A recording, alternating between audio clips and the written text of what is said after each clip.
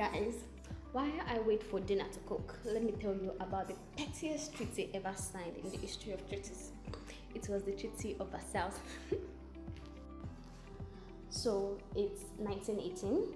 World War One had just ended, millions are dead, and the whole of Europe is basically in one group chat where everyone has beef with each other.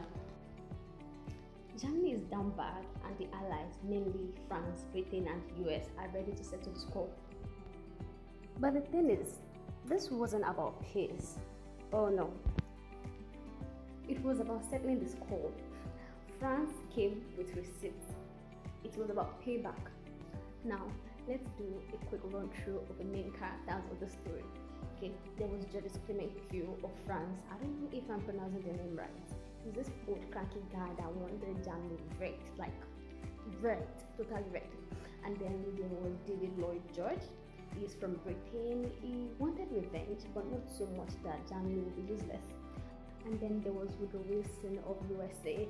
This guy came in with his 14-point agenda and his dream of world peace. He was not ready for what was to come next. They met at the Palace of Versailles. I know, fancy, eh? The thing is, Germany wasn't even invited to the main talks. We only someone like, oh yeah, oh, come and take, here's the punishment. You've not seen anything. And the punishment, Germany had to take full blame for the war, aka the war guilt clause. Petty. And then they had to pay heavy reparations and also shrink their army and lose their colonies. It was giving, we broke the vase, now you have to sell your couch, your car, and everything to pay for it. Now, I know Germany wasn't some innocent baby Jane. Germany played a huge part in the war, like destruction and wreaked havoc on the war. But then, the other parties weren't exactly innocent either.